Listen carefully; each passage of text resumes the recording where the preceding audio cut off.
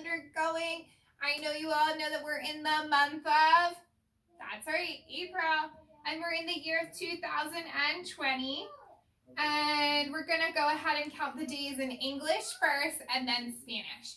So 1, 2, 3, 4, 5, 6, 7, and yeah, that's right, 8. We're on 8. Let's go ahead and count it in Spanish. 1, 2, 3, 4, 5, 6, 7, 8. That's right, we're on 8, and 8 is 8 in English. All right. Spanish. I'm in Spanish.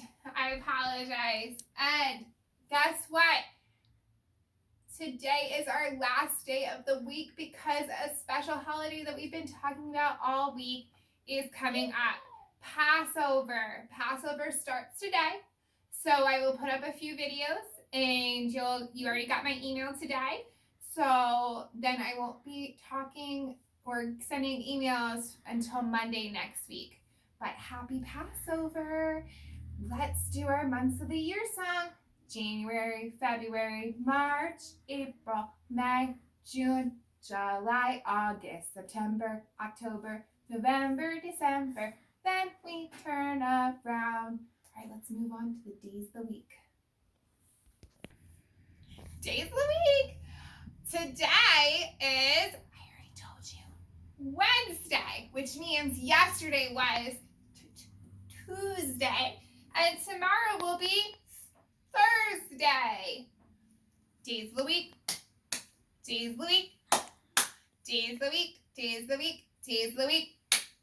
There's Sunday and Monday, Tuesday and a Wednesday, Thursday and a Friday, and then there's Saturday. Days of the week, days of the week, days of the week, days of the week, days of the week. Who's ready to read a book about Passover? Today's book is called Polly's Passover Predicament by Jane Sutton, illustrated by Barbara Vagnozzi. Miss Amanda's got a difficult time pronouncing some words sometimes. Usually Miss Amy's here to save me. Polly, the musician, rushed through his morning practice in his basement studio. Usually he played longer, but today he had lots to do. Passover starts tonight, he exclaimed, and Polly wanted his Passover Seder to be perfect. So Polly went to the grocery store early. He couldn't wait to buy everything he needed for his perfect Seder. He had just put boxes of matzah into his shopping cart when he saw his friends Sally and Irving. Happy Passover, Polly, said Sally. See you tonight, says Irving. Polly chose 2 candles for the table, and he filled his cart with lots of grape juice. Grape juice. I love grape juice. After all, every guest would drink 4 glasses at the Seder.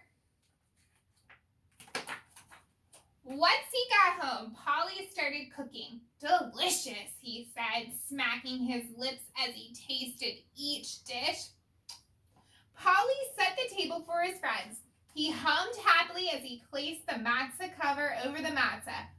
Perfect, he thought. When Polly's friends arrived, he jumped up and down with excitement. Everything looks lovely, Polly, said Irving. The food smells wonderful, added Horace. The candles are very you, Polly, said Evelyn. The matzah cover is quite unusual, exclaimed Sally. Then Polly's friends all started at the Seder plate. I see you have an extremely large egg on your Seder plate, said Mel. Yes, said Polly, beaming. An egg is a sign of new life. I used an ostrich egg to make sure everybody could see it. Why does the salt water look like pepper water? Asked Sally. Polly explained, the salt water is like the tears of our ancestors when they were slaves in Egypt. But I added some pepper so my pepper wouldn't be jealous of the salt. That was quite thoughtful. Polly wasn't wasn't sure, but he thought he heard some giggles. Is that Carosi?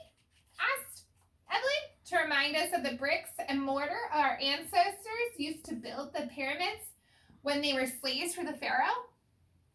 Yes, said Polly. I made it with apples and yummy chopped pine cones. I think it's supposed to have apples and chopped walnuts, Evelyn said gently. Irving asked, where's the parsley, the Passover sign of spring? Oh, said Polly. Instead of parsley, I used grass. Grass is my favorite green thing. Polly wasn't sure, but he thought he heard some chuckles. But Polly, said Mo, I don't see the mirror to remind us of the bitterness of slavery. It's right here, Polly said. I remember that mirror is horseradish, so I carved a radish in the shape of a horse. A horse-shaped radish instead of horseradish? Horace exclaimed with a guffaw. Polly, dear, said Sally, I don't see a lamb bone on the Seder plate. Remember, our ancestors ate lamb on Passover. A lamb bone? Said Polly. I thought it was supposed to be lamb's wool. By now, Polly's friends were roaring with laughter. Big tears formed in Polly's big eyes. Why do we think that Polly is crying? What do you think? Why do you think that Polly is crying? I think it's probably because his friends aren't being very kind and his feelings are feeling pretty sad. I would bet that he would move his clip down to the blue part on our chart. And then someone would need to check in on him. Let's see if his friends check in on him. We're sorry, Polly, said Mel, hugging his friend. Your Seder plate is different, said Sally, but each thing will still remind us of the meaning of Passover in a Polly way. It's okay to be different. Polly cheered up. He loved saying the blessings, asking the 4 questions, and telling the Passover story. He loved the tasty food. He loved dipping his hoof in the grape juice as he and his friends recited the 10 plagues. Polly asked Sally to hide the afikomen. When it was time to look for the afikomen, Polly really wanted to be the one to find it. That would make up for his Seder plate mistakes. Now, where could it be? Under a table, he found a missing hat. Behind the couch, he discovered a long-lost stuffed animal. But where was the afikomen? He decided to look in the basement. He searched under his drum set and in the laundry basket. He looked in the dryer. There it was. Polly clumped up the basement steps with the afikomen in his teeth. He pushed the door with his hoofs and antlers, but the door wouldn't open. He bellowed for help, but his friends were having so much noisy fun searching for the afikomen that nobody heard him. Polly sank down on the steps. His first Passover Seder was not perfect at all. He had used the wrong foods on the Seder plate, and now he was stuck in the basement. What a predicament, he thought. Predicament sounds like one of those fancy words that we talk about. What does predicament mean, Johnny? Predicament is a sticky situation. Like a problem? Mm-hmm. Oh, so Polly has a big problem to deal with. I wonder what his solution will be.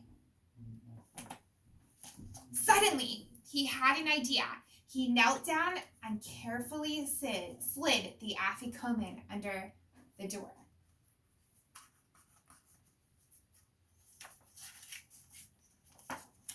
A moment later, the basement door flew open and Polly burst out free. Polly, there you are, all his friends exclaimed. You found the afikomen, Polly, said Horace. You get a reward. I don't need one, said Polly. My reward is being free, like our ancestors on Passover, and that's enough for me. Polly, with his fine musician's voice, led all his friends in singing the song Dayenu. If God had only taken us out of Egypt, it would have been enough. Dayenu. If God had only given us the Torah, it would have been enough. Dayenu. And it's enough that we are all here together celebrating Passover in freedom, especially me, said Polly. Dayenu, said his friends. The end. I hope you all have a great Passover, and I miss you terribly. I wish we could celebrate together. Have a great day.